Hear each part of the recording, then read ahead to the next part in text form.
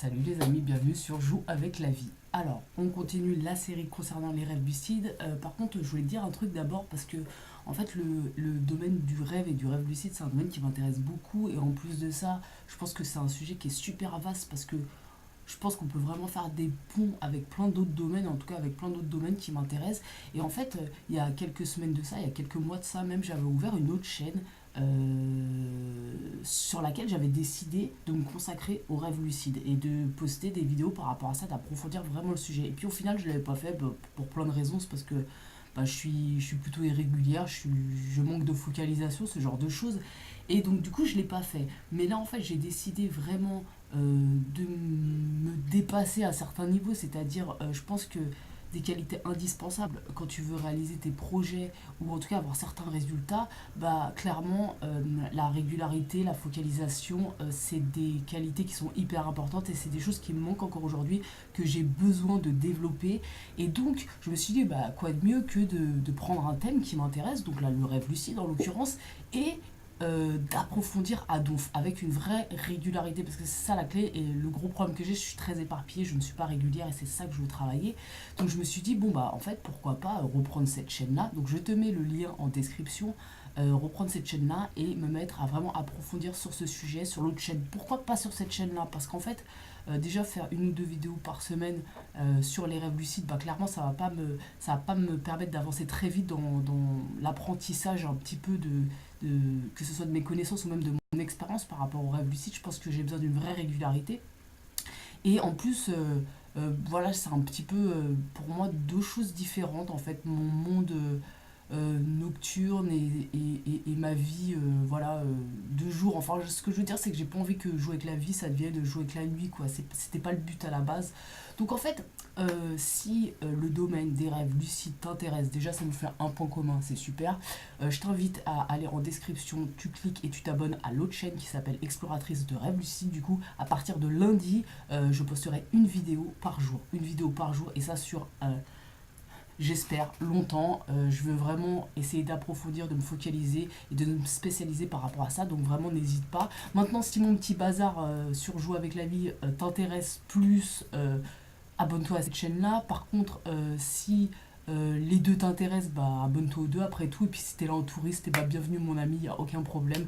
Donc voilà, ceci étant dit, on va passer quand même à la vidéo. C'est-à-dire que je fais cette dernière vidéo sur les tests de réalité. Et puis bah, finalement après je vais switcher sur l'autre chaîne. Donc à partir de lundi, une vidéo par jour. Les trois premières, ça sera celle que tu connais déjà, c'est celle que j'ai déjà postée. Je vais peut-être les retourner, mais ce sera les mêmes sujets. Et puis après, il va commencer à y avoir de la nouveauté. Donc voilà.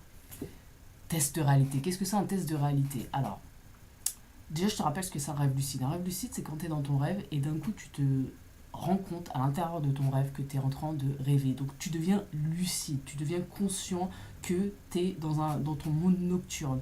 Tu sais où est ton corps, tu sais où tu t'es endormi et tu sais que là, tu es à l'intérieur d'un rêve. Donc, évidemment, ça t'offre à ce moment-là des possibilités infinies. Et ça, pour moi, je pense que c'est vraiment hyper important d'apprendre à maîtriser cette chose-là et surtout à apprendre à se connaître à travers ses rêves parce que c'est quand même ton inconscient qui te parle directement. Et si tu es dans entre guillemets, une quête ou en tout cas une recherche de toi-même où tu as envie de t'améliorer, que ce soit dans le développement personnel ou si tu te poses des questions sur qui suis-je, ce genre de choses, je pense que c'est hyper important de connaître son mode nocturne. C'est vraiment pour moi la base d'une bonne compréhension de son mode de fonctionnement et dans sa réalité ordinaire. Et du coup, ça c'est ce qu'est un rêve lucide. Maintenant, comment faire des rêves lucides? Parce que c'est ça la question. Comment tu te mets à un moment donné à avoir une lucidité dans ton rêve? Et bien, il y a plein de possibilités, mais il y en a une qui fonctionne très très bien, ça s'appelle les tests de réalité. Alors, les tests de réalité, qu'est-ce que c'est? Déjà, il y en a tout un tas. C'est tout simplement, comme son nom l'indique, c'est le fait de tester sa réalité ordinaire. C'est-à-dire que là, je suis dans ma réalité ordinaire, a priori, et le test, ça va être, dans un premier temps, de me poser une question, tout simplement de me poser plusieurs fois par jour, voire des dizaines de fois par jour, de me demander Là d'un coup, tiens, est-ce que je suis en train de rêver? De me poser tout simplement la question.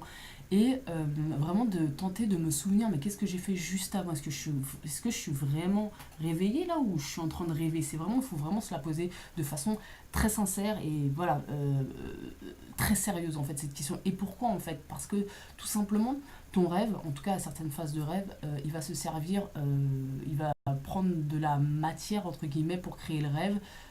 Et ça, il va se servir de ce que tu as vécu pendant ta journée. Donc, si tu te doutes bien, pendant, je sais pas, un mois, tous les jours, 10 fois par jour, 15 fois par jour, 100 fois par jour, tu te poses la question, oh, attends, est-ce que je suis en train de rêver là?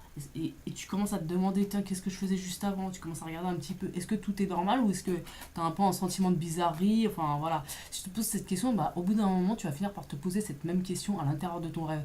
Et là, eh ben, il faut espérer que tu fasses un petit peu exactement ce que tu fais dans ta réalité ordinaire, c'est-à-dire un peu checker tout ce qui est autour de toi et te dire d'un coup, oh putain, je suis dans un rêve.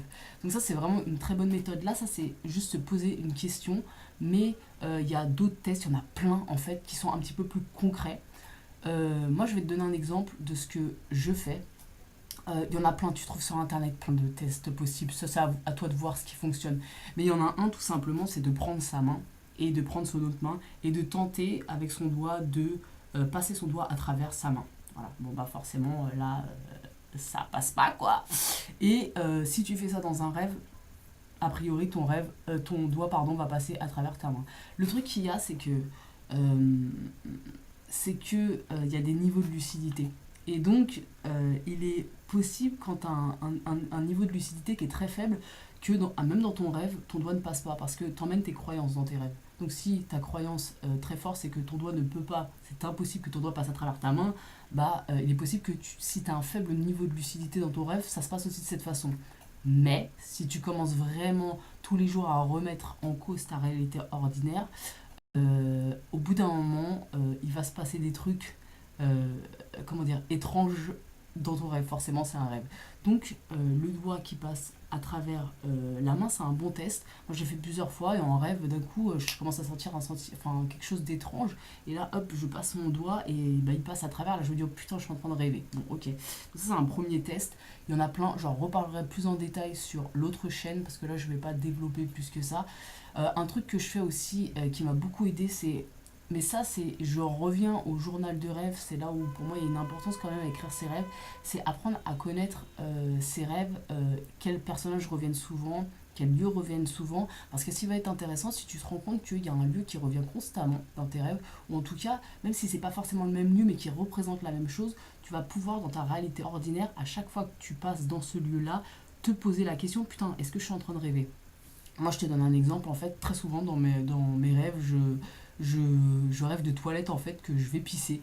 Et d'ailleurs, tout le monde sait que c'est un piège, hein.